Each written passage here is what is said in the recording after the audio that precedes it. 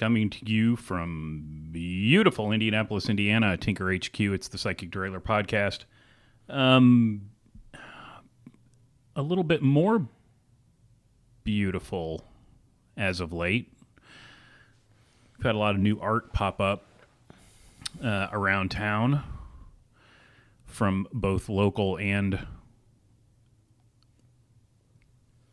out of the area, artistes. I got John Hay with me today. Good morning, John. Good morning, Chris. Known John for many years. Absolutely. And too many. Yeah. John is a man about town. He is a neighborhood advocate. He's a man of the cloth. He's a bike rider. That pretty much sums it up. We're going to talk about a good portion of that because John just got back from a solo trip around Ireland on his bicycle. We're enjoying some delicious Tinker coffee here this morning, ladies and gentlemen, as we are wont to do. And I haven't mentioned in a while that you can get Tinker coffee delivered to your very own home with a subscription. tinkercoffee.com. And they will deliver, I think, as many bags of coffee per month as you want to your home.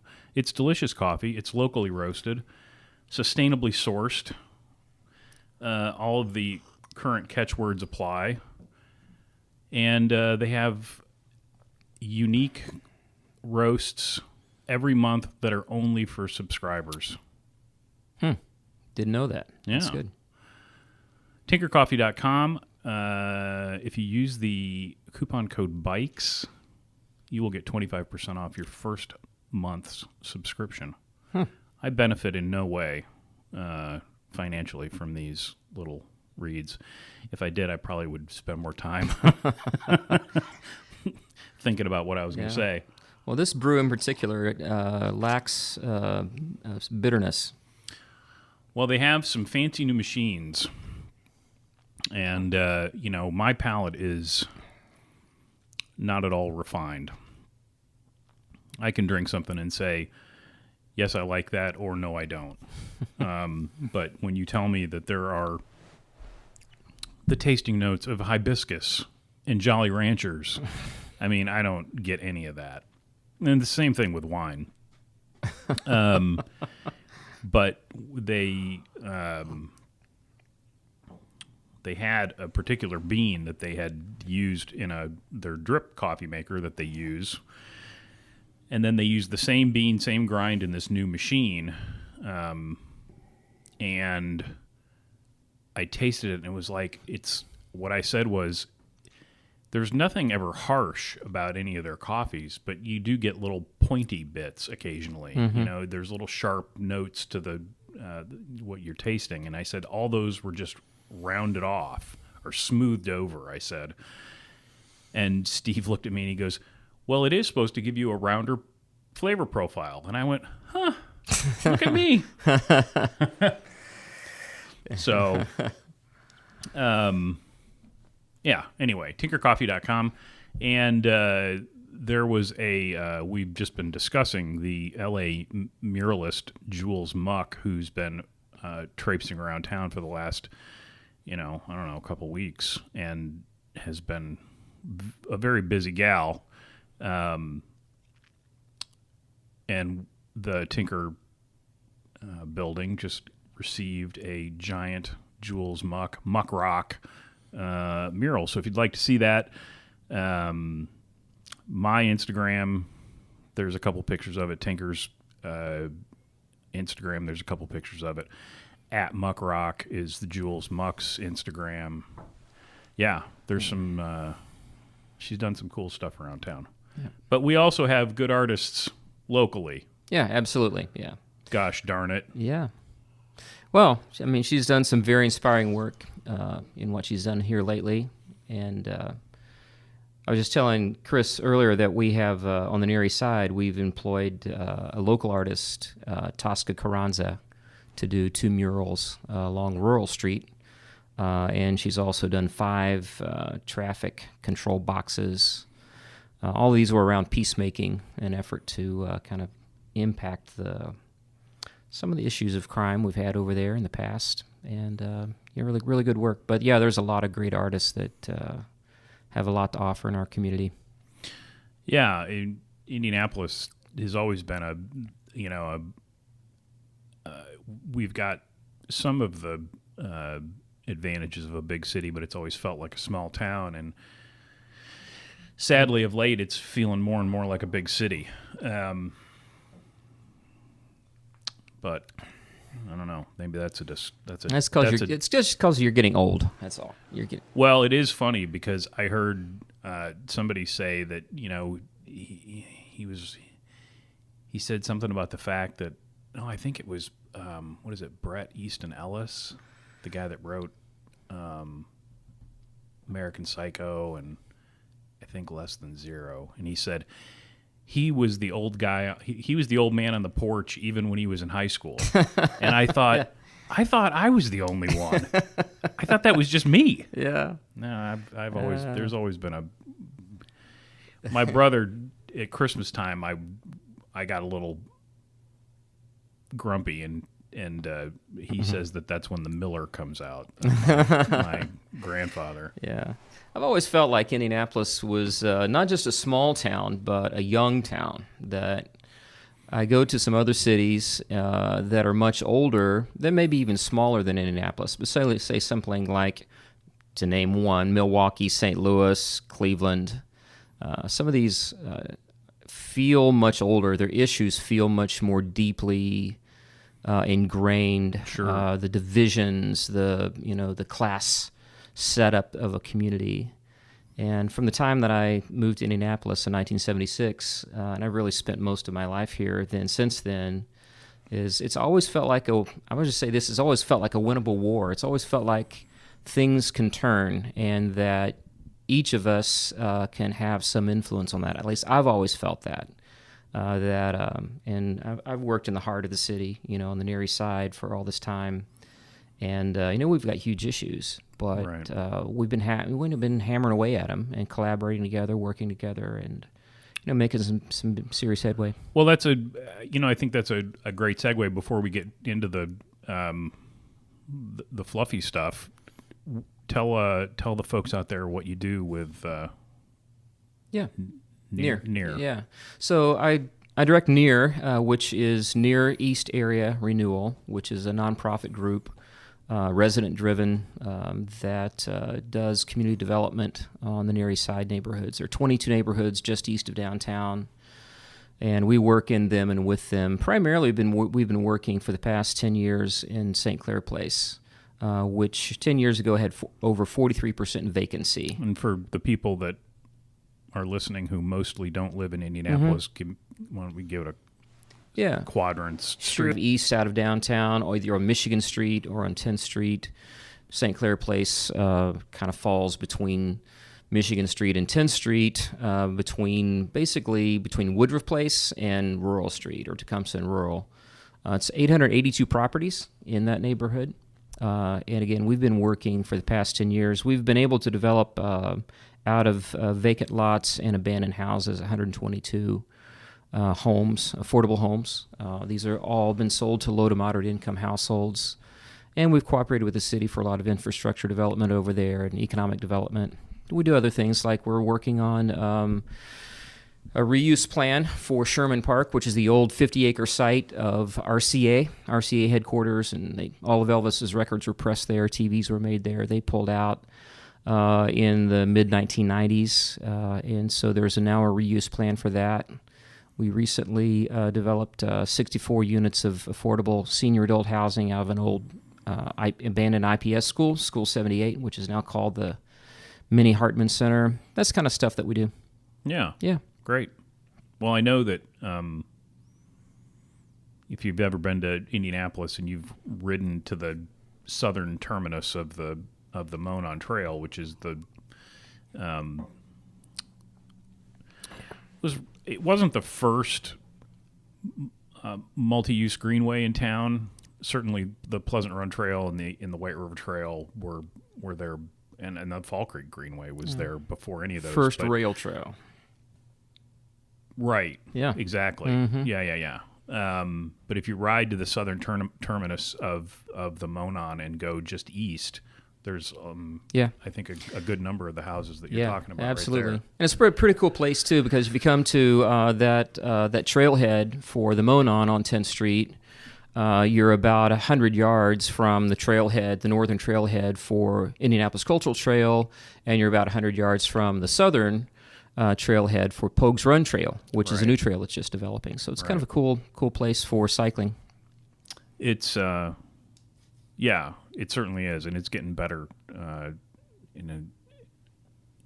As long as I live long enough to see them connect some of these trails, we'll be in good shape. I don't want to be on a hover round, So how? Well, okay. So Near, I'm assuming has a website. How would somebody? nearindy.org. NEAR indy.org. Yeah, great. Yeah. There you go. Get yourself involved. We have some great affordable houses for sale right now too.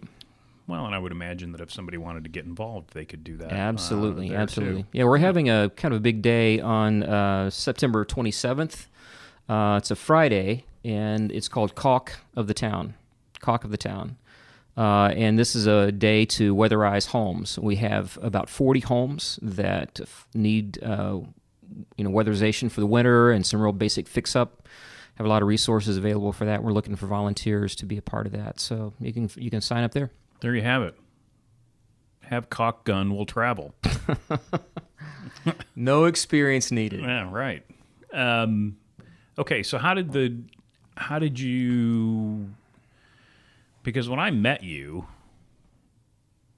you were, obviously already riding, but you weren't riding like you're riding now. So yeah. So I got invited to. So I've done now. I was commuting a little bit, and it's always just been really a recreational cyclist. I've done the Hilly 100. God, I don't know how many times. And too many. Yeah. That's kind of the thing you look forward to in the fall, like kind of at the end of everything, and it's kind of like the Indiana thing to do. But I really got serious about cross-country cycling, and when I had an invitation to do an international fundraising bicycle ride through India, and that really got me training and thinking about that. And so that's really the first of now what I've done 5 international bike rides, 4 of them for fundraising, philanthropic events. And this last one in Ireland was just a solo fun ride. Right. So when was the India trip? Yeah, 2000. It was started December 29th, 2006, and went into February 2007. So it was about a 6-week ride. We covered 2,000 miles from the southern tip of India up to Delhi. Now, is this the one where you rode? Did you take a bike for this one? I did, yeah. Okay. Yeah, I took an old aluminum Cannondale for that one. Yeah. Okay. Yeah. Well, if you put big enough tires on something, it really doesn't matter what the frame's made out of. It really went pretty well. I was anticipating a lot more punctures than we had.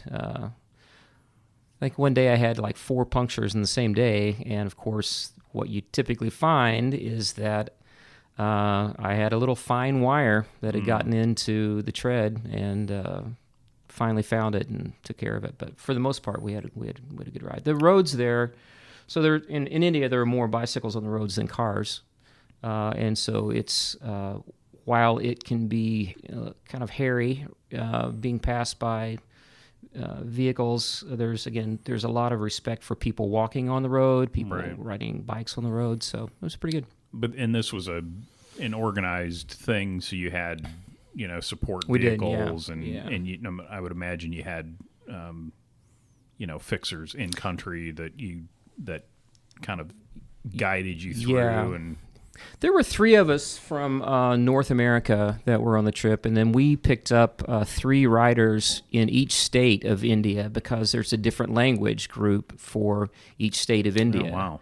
So we would pick up a set of riders who we provided bikes for them, and they would ride with us for a week. But by the time that we got from a week's worth of riding, they would be out of their language group.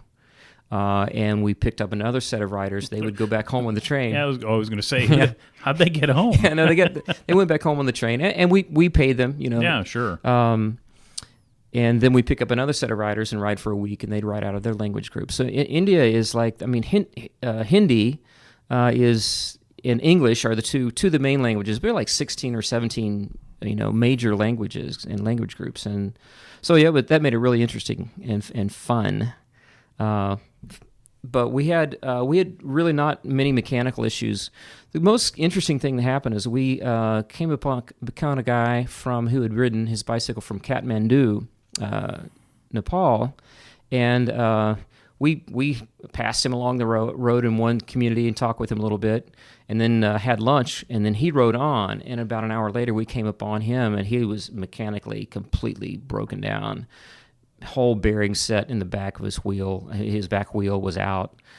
So he got into the SUV, which was our support vehicle, and we took him to the next town that we were going to. And that night, there was no comparable wheel set, bearing set there. Sure. And but we were able to get what he needed manufactured in a small shop that night, and got him back together and got him on his way. It was pretty cool. That is the amazing thing about places like that, whether it's India or I've seen similar things in the Philippines and Mexico. You've got to be able to, it's Prime isn't delivering there. Nope. So Yeah. You got to be able to manufacture it. It's kind of nuts. Yeah. All right, so that's early 2007, and then.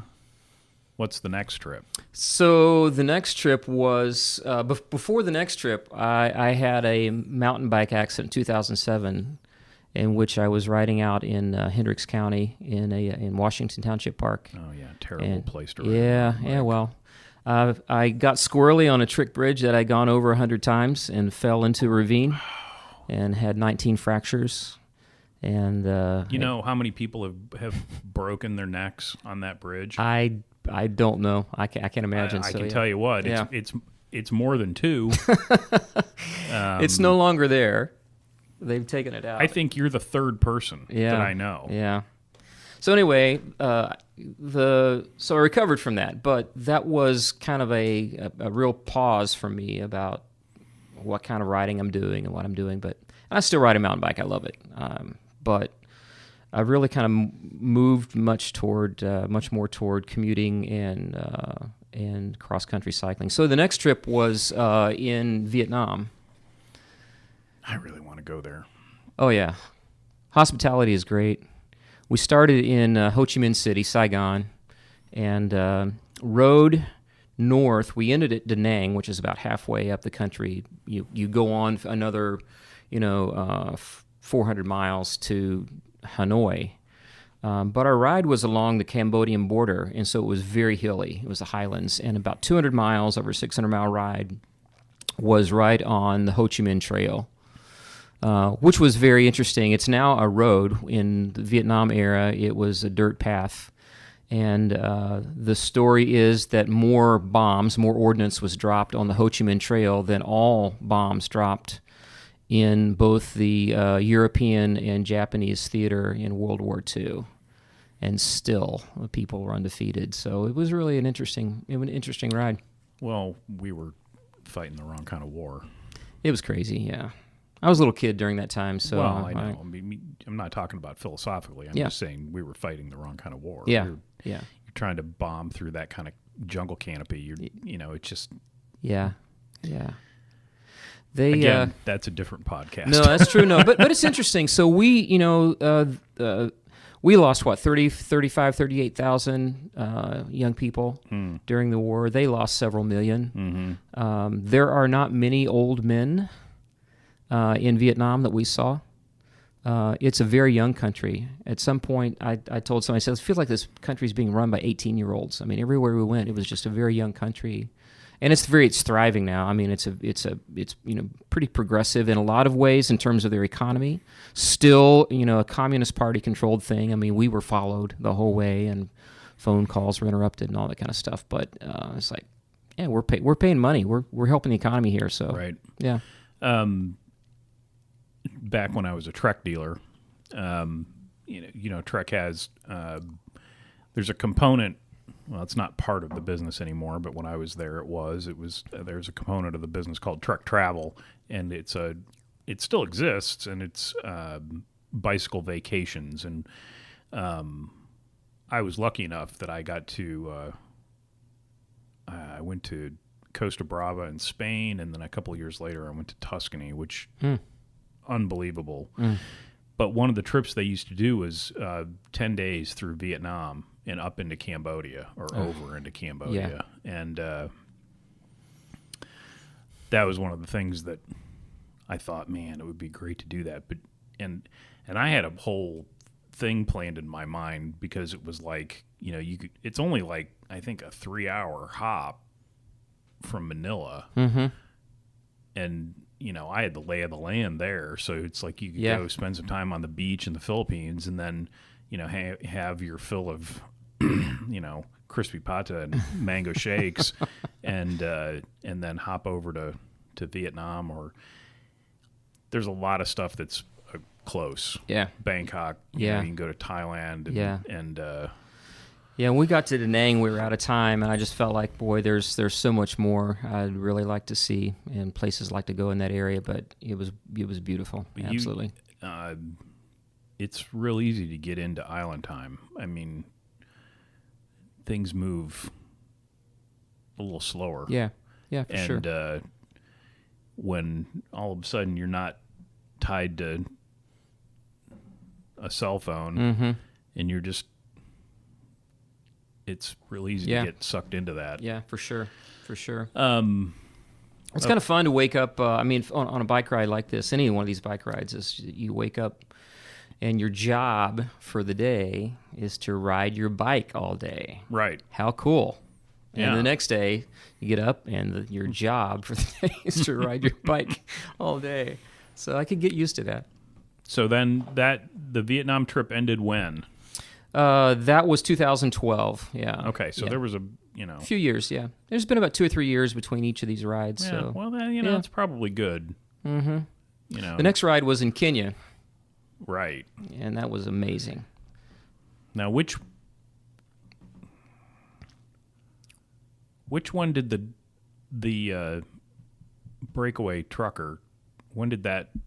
Oh, yeah. So that was, so in Kenya, I actually, the trucker was for the next trip, which was before Chile. Okay. Yeah. So it was kind of interesting. So when I went to India, we put my Cannondale in a cardboard box. Right. And it costs like next to nothing to ship it, to take it on the plane. When we went to Vietnam, I took the cardboard box, and it cost us like $100 to take it over there. So what I did, I actually I took a mountain bike with road tires on it, because I didn't know what the roads would be like. Well, it turns out they were all smooth and it was fine. I should have had a road bike. But I decided to leave the bike over there. So we left it with some folks that we knew there, and then somebody else used it. In the bicycle ride to Kenya, I didn't take my bike because it was going to cost $125 or $150 to take it on the plane. So we decided I would buy a bike, a used bike or a new bike in Nairobi, which we did. I bought a new bike at a place probably similar to a Walmart. It was a bike that probably was ready to fall apart after the 600 miles we rode. But some of the guys team members bought bikes at used bike shops, and again, we left them there, and other people would use them, and so that was the idea. But after that, you talked me into, I said I'd like. No, whoa. Okay. So I came to Chris. Let's get this right. I came to Chris saying, "Hey, I'd like to continue to do these international bike rides.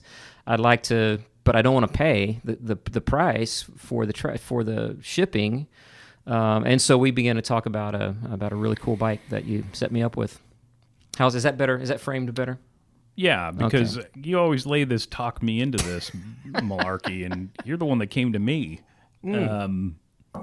But yeah, for those of you who don't know, there are these things called S&S couplers, and basically what they do is you can take a chromoly frame and they just literally cut it in half and then put it back together again with these couplers so that you can take the bike and break it apart and actually put it in something the size of a suitcase. Yeah. Essentially. Yeah. So the case that I have is, there's a limit on the size of a suitcase that you can carry, that you can check onto a plane. And this case is under that limit. And of course, your suitcase has to be less than 50 pounds, right? You pay an extra fee. So this meets all the criteria for that. It has wheels on it, easy to get through an airport. And so, yeah, I pack the bike and pack it very carefully. Usually TSA opens it up and screws things up. Tries to ruin things. Yeah, but I've never had anything broken by TSA, but they do sometimes. They don't have I know that with your case, you're probably in better shape because that thing can only go in there one way. One way, yeah. Right? Yeah, I mean, if they jostle something around, it's just not going to close. Nope. Yep. Whereas I've seen people that are flying with their bikes in cardboard boxes, and they'll tear the thing half apart and then just kind of all stuff it back in there, and then something's rubbing against something else, for 1,100 air miles, and you got a hell of a mess by the time you're all done with it. Yeah, I use pipe insulation. Yeah, and wrap the bike, every part of the bike in that, and so it kind of gives some cushion. I haven't had I haven't had too much. Well, you're gonna get scars. This is a 2012 bicycle now. Yeah. I got that after right after Kenya. So it's timeless. Yeah, a Surly long haul trucker is timeless. It's a great bike. I've had it set up so many different ways. But yeah, for those interested, it's actually the frame we're talking about is called the Trucker Deluxe. It's only available as a frame set. See your local Surly dealer, and maybe Chris knows how to put it together. So, as long as you're in the Indianapolis area. Well, the components that you chose for it, I think we went for durability. Knowing that this thing would be taken apart and put together and traveling a lot, so I've really had good luck. It's been solid. My philosophy on putting a bike together is that it's, simplicity is your friend. It doesn't have to be fancy. I've been down that road, and you got a Ferrari in one hand and you got a Camry in the other. It's like, what's going to cost more to maintain? Yeah. Yeah, and I don't think there's. I've honestly, I think the only thing I've replaced on this are cables. Sure. Yeah. So wear chain. Yeah. Tires. Chain tires. Yeah. Wear items. Oh yeah. That's normal. But core stuff. Brakes are solid. Bar end shifters. Seemingly indestructible. So what was the ride through Africa like? Yeah. So. You start in Nairobi, and we went west. We went west to Lake Victoria, basically, which is kind of right at the edge of Kenya. But you go down from the highlands up in Nairobi, down through what's called the Great Rift Valley.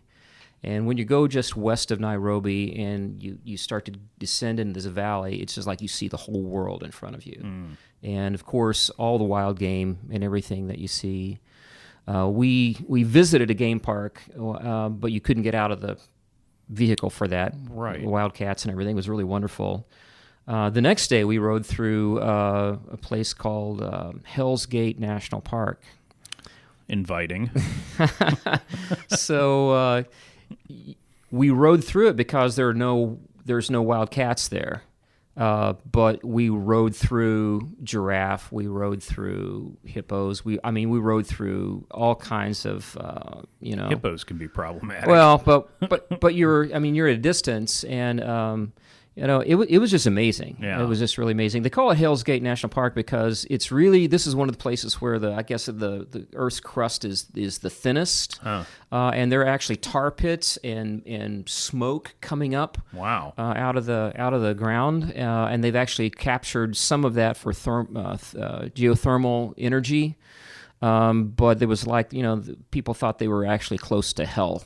Sure. When you were around there, and there is an odor in some parts of it, but it was so it's Hell's Gate. Yeah, it was kind of fun. No, we rode through probably 3 days of just tea plantations. We had really gracious hospitality. It was really wonderful. Yeah. I have a friend that her first trip outside of the United States was to Ghana, I think. It was Africa. I'm pretty sure it was Ghana. It was a trip with Indiana University. And, you could make a list of places that I wanted to go, and I don't know that would crack the top 25. Yeah. And she came back and she couldn't wait to go back. She could not wait to go back. And I have this theory that the first time you leave the country, right, wherever that place is, it kind of imprints on you. Yeah. And because when I tell people that, I could easily spend 6 months of the year in the Philippines, and they look at me like, what? Yeah. But that was the first country that I went to outside of the U.S. Yeah. I went to the Philippines before I went to Canada. I went to the Philippines before I went to Mexico. It was like that was the first spot. And it's so I haven't talked to enough people to prove my theory, but I have a feeling that it's pretty close to correct. Yeah, I would say that for India, for me, that was really it took my heart in a lot of ways. Yeah. Yeah. It's so different. This is going to sound corny as hell, but it's like it's so different, but yet it's really not. Mm-hmm. Yeah, for sure. Yeah. Had two really fun experiences in Kenya. One was we were in the town, in the area of the tribe where Barack Obama's father was from. And we were right. Is that where he was born? Yeah, his father was born. No, Barack. No. Oh, God. No birther. Tell me, please. No, he's no birther. I kid because I knew the reaction I was going to get. So we were riding through this town, and we startled this guy. We passed him. He saw us. We were all like in our little yellow vests and everything going by, and he didn't know what to say. And he said, "Hey, hi, Obama." And that's all he had to say. It was so funny. It was like, so he didn't know anybody, except he knew the name Obama, and it was. So yeah, he figured you were probably from the U.S. Yeah. The other day we got to Kericho. That was Kericho, and we got to a town further west, which is where the Kalenjin tribe is from, and so about all of the Kenyan marathoners, right? Sure. So they all come from the same tribe in this highland area, and as we got toward this Eldoret was the town, and you got close to the town, and the town sign said Eldoret, City of Champions, and it had a long list of national, international running champions. And then as we were closer to town, we would ride past groups of runners who were training, men and women. It's like, okay, who is that? I'm not really sure. But, it was amazing. So, again, people think folks come from all over Kenya. No, it's just this one tribe. It was pretty cool to see that. Wow. Okay. So after Africa... Chile. That's right. Yeah. Chile. So that's where public service announcement... we tested the waterproofness of the Swift Sugarloaf basket bag. And it held. Yeah. Yeah, it held. Yeah. Sugarloaf's a good basket bag. Absolutely. So went to Chile. Have a friend that lives in Santiago. We rode around Santiago for a day, and then took a 12-hour bus ride to a southern part of Chile, the little island. Fun. Yeah, it was overnight, so it was okay. And there's a little island. It's about maybe 40 miles long, about 40 miles wide, 80 miles long, off the coast of Chile, called Chiloé. Chiloé is a place where there are 16 World Heritage Site 19th century wooden churches restored. Story is that the blueprints were brought over from Europe to build these churches and cathedrals on Chiloé Island, but there is no stone worthy of building anything out of on the island. But the people were shipbuilders. Oh. So they modified the plans and built these churches and cathedrals out of wood. And if you look up at the ceiling of these cathedrals, it looks like you're looking to the bottom of a boat or a ship. Yeah. And so they fell into disrepair, and they were restored in the late 1990s, and so 16 of these are now a UNESCO World Heritage Sites. And they have a Camino. They have a tour of the Camino de Iglesias. So tour of the churches. And it's these. So what we did is we stayed at one city, Castro, and at a hostel, and every day would travel out and to go to 2 or 3 of these churches. You get a passport going to them. It's really amazing, and in the process, you're seeing all of the culture and the community and eating the food, and so we had a really great time doing that. Outstanding. Yeah. Yeah, I didn't. Very hilly. And you're looking across the bay. I'm not built for that. No, yeah. So you're looking across the this island is out across. I mean, it's separated from the Chilean coast, but you can look across and see, the Andes Mountains, and so it's a really beautiful sight. You're looking at the Pacific Ocean. You look at the Andes Mountains. You're riding along a ridge and across this island, and pretty fun. Huh. That sounds pretty cool. Absolutely. So all of this leads up to you deciding to pack a small amount of gear and your bike, and you headed off to the Emerald Isle. The Emerald Isle. Shorn Bigora.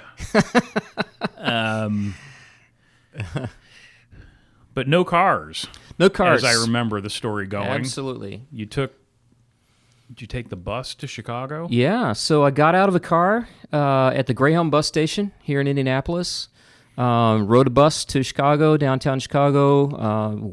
Transferred to the L. Rode the train to O'Hare. Got on the plane at O'Hare. Landed in Dublin. Got on a shuttle bus in Dublin Airport and rode to the train station in Dublin. Walked my bike case to a dry cleaners that was also a host to Nanny Bag. So Nanny Bag is a service that will keep your suitcases for you for a day or a week or however long. I know that we had a discussion prior to you leaving about you not what was knowing I going to do? Really yeah, what was you going were going to do. Yeah, that was an anxious thing for me. It's like, so I found this online, and like for maybe €30 for a week and a half, they held the bag. So I went to that place, opened the case, assembled my bike, checked the case, and started off riding. I rode around Dublin for a few days, and outside of Dublin, had a lot of fun doing that. I mean, central Dublin is where, the Book of Kells, all these, cathedrals, the taverns, the pubs. I mean, it's really an amazing place. And Temple Town. And you took basically two small panniers. I did. And that Zeitgeist, that large Zeitgeist saddlebag. So the Swift Industries Zeitgeist large saddlebag, or if you're not familiar with that, think like a Paradise Nelson without the long flap. Mm-hmm. That's right? it. Yeah. And two small panniers, Yeah. and that was all you took. That was it. Yeah. Now I didn't camp. I stayed at Airbnb the whole way. Right. But I had everything I needed. And again, traveling with the panniers, I actually on the trip over, I stuffed one. I used the Zeitgeist bag as my handbag. I could carry onto the plane, put it under the seat in front of me, and I stuffed one pannier into the other, and then stuffed my clothing and all my gear into that one pannier. Put a strap on it, and that was what I stuffed in the bin, above the. So you really only had 2 bags worth of stuff. Exactly. Yeah. You had the bike in the case, and then 2 bags, and then so it worked. So you can in Ireland you can take your bike on a train. You can put your bike on a bus that's going from city to city. And so I did that. But mostly, I rode around Dublin for a couple days and then took a train to the west coast of Ireland to really ride all these peninsulas that jut out into the Atlantic Ocean that have these really incredible cliff views. So you're riding along on the left side of you are the incredible cliffs and the Atlantic Ocean. On the right side of you are these mountains and hills that go up in the green. That's just incredibly beautiful. So you did what was called the Ring of Kerry. And then there's an island called Dingle, and you do the Ring of Dingle. I know that sounds terrible, but it was an incredible view. I don't know what you're talking about. Oh, yeah, no. And then spent one day down, went down to Cork, which is an incredible, beautiful place. And then there's a port there south of that called Cove, which is the last port that the Titanic sailed from before it sank. Also, the Lusitania was bombed and sank 2 miles off of Cove. So there's some really interesting history there. But I tell you, so again, I did not get into a car until I got back to Indianapolis, and that was kind of the fun thing. It was just you can do this, right?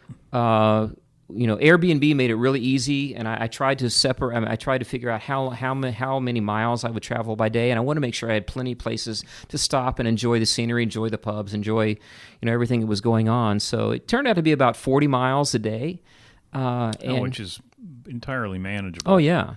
And you really just had great hospitality along the way. Live Irish music in pubs at night, almost every night. Gracious hospitality. I asked directions 1,000 times, understood about half of it. I mean, people are really. I mean, it's English speaking, but the brogue is so heavy. It's like I was sitting there listening. Okay, I understand about half of this, but it was great. So I knew there was, even though you had done all these trips, right? Mm-hmm. Which, probably from the outside, the Ireland trip seems like a cakewalk compared to, India or Vietnam or Africa. But I know there was a little bit of trepidation going into this because this was the first time that you'd ever done this completely solo. Yeah. With really kind of a plan, but kind of no plan. Yeah. I was kind of doing two things. I was like, one of me is like I just really all these other trips have been I've organized them, I've managed people, I've managed the trip. It's like you're herding cats half the time and all of that. So there's but that was fun. So you do it as a group and you do it as a fundraiser. And this time it was like, I just want to do something a little more unstructured. I mean, I'm half an OCD person. I mean, I like everything nailed down. So it's like, can I do this with a little bit more of an edge and a little bit more of a open-endedness to it? And can I do it on my own? So that was the test, yeah. Well, fun. I think, in my mind anyway, at least in Ireland, if things did go pear-shaped, mm-hmm. you're not in the middle of nowhere. Right, yeah. I mean, people speak English. You're, not that far from I would think, from a major town. Yeah.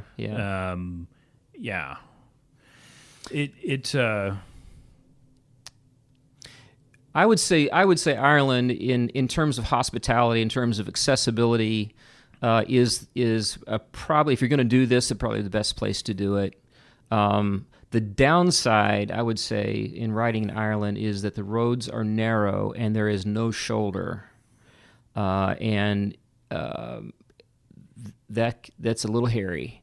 On the other hand, the driver, I mean, people driving are very gracious and very cautious. Even people that are from the United States or outside of Ireland who are driving on the road are scared to death themselves of what they're experiencing. So they're very cautious. But I was really surprised at the narrowness of the roads. But they're all well marked and they're all well painted. And again, when you're climbing, in Ireland, I went up on the same day the two hardest hills I've ever climbed. And they were twisting and turning, and I'm down in my granny gear, the lowest possible gear, and just kind of grinding away. And cars are passing me like I'm sitting still, but no one ever came close to me. No one ever, never within 3 to 5 feet. So no, well that's good. Yeah. So one of the things that these are all kind of once in a lifetime type events, right? Absolutely, yeah. But one of the things that has been rattling around in this head of mine is those type of adventures, right, are not always going to be attainable for the vast majority of people. They're just life, family, jobs, those things just don't make it possible to just kind of drop everything and go to another country for 10 days or 2 weeks and ride your bicycle. My fear is that there's a percentage of people out there that because they listen to a story like this or they follow people on Instagram where it's it's nothing but just wild living, right? and on your bike. Yeah. That they're not going to do anything. Right? So because I can't get here, I'm not going to try to do anything. Yeah. I don't know that that's the case. My gut tells me that it probably is. So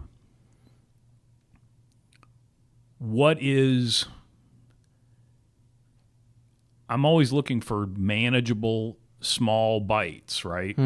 If you follow me on YouTube, you'll know that I just started a new video series on YouTube called The Monday Microdose. Oh, God. Which is ideas for adventure in small doses. Yeah. Right? Yeah. So give me one. Okay. So I take my bike down to Nashville, Indiana, and ride into Brown County State Park and camp in Brown County State Park overnight, or go to Yellowwood State Park and ride around Yellowwood State Park. I drove my car with my bike to Columbus, Indiana, where my cousin lives, parked my car there, rode my bike to Madison, Indiana, camped overnight, 2 nights at Clifty Falls State Park, rode back. When I was there, explored over into Kentucky and went to the home of Wendell Berry, one of my favorite authors and poets.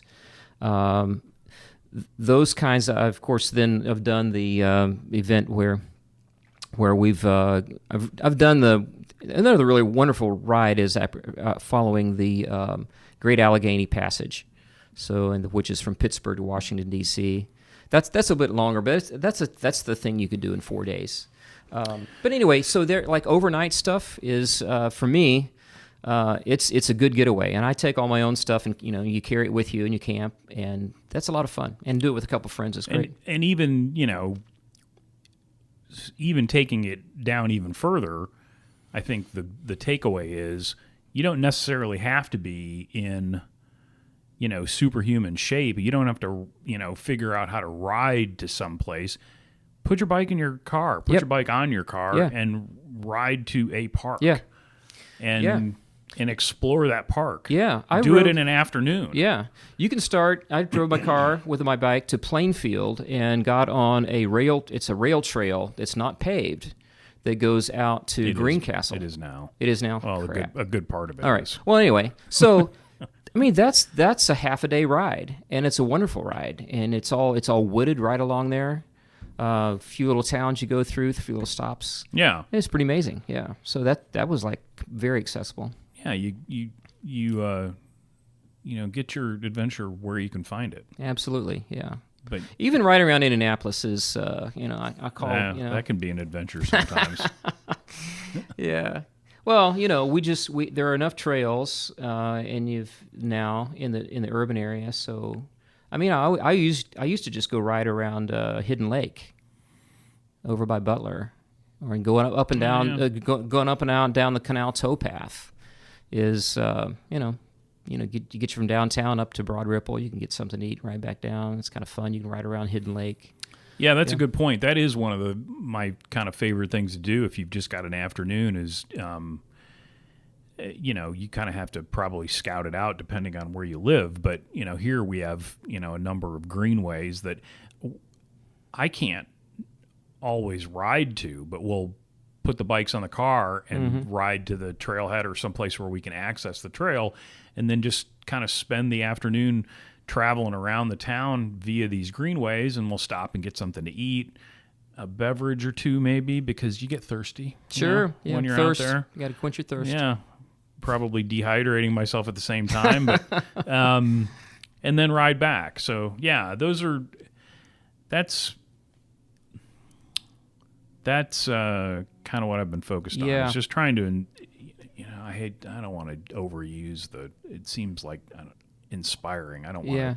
I do want to inspire people, but I'm not going to say that I'm inspiring. But to do just even a little bit, absolutely, is and then maybe someday, somebody comes to you and says, "Hey, we're going to take a trip to, to Ireland or to wherever, or Jesus to." Down the Gap Trail or you've at least got a little bit of a basis, and you go, I can do this. Give me a couple of months, I can get from here to here, fitness wise, and we can do that. Yeah, I took my bike over to New Harmony a couple years ago and stayed at Harmony State Park and explored this town of New Harmony for a few days. And just going back and forth between Harmony State Park and the trails within Harmony State Park. I was riding my Surly on these mountain bike trails in Harmony State Park, very accessible, and then going between the town and exploring the town. It's really, a bicycle is a really great way to explore, small towns, or even to explore, national parks or monuments or that kind of thing. Everything. Well, accessible. We started out this thing talking about this art that's popping up around town, and those are things that you probably won't see. A lot of it you won't see in a car. Yeah, we should develop an art guide. I'm working on that. Oh God. Okay, I figured. Yeah, it's a good idea. But yeah, these are just things that you won't see in a car. That when you get out of the car, and if you're on a bike or walking, you tend to see just a whole lot more. Yep. That's the same way with these trips. When I was in Spain, we only rode for 5 days. So when you think about the number of miles that you can do in 5 days, it's not much.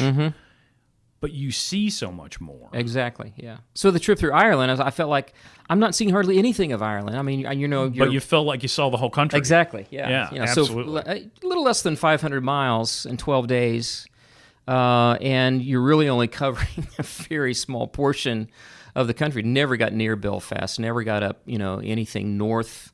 I mean, it's just the southern quarter of the country. So yeah, a whole lot more to learn. Yeah, more to see. Outstanding. Yep. Thanks a lot for coming in today. My privilege. Thanks for asking. And where can, if you so desire, where can people find your exploits? Oh yeah, so I have a website called indybikehiker.com. INDYBikehiker.com. And I would imagine you probably have some photographs from these trips. Few photographs on there, absolutely. Outstanding. Yeah. I have. In fact, it has links to blogs for each of these trips. So wonderful. Yeah. Outstanding. Thanks a lot for coming in. Thanks, Chris. Until next time, be nice, work hard, ride bikes, play music when you can. Talk to you soon.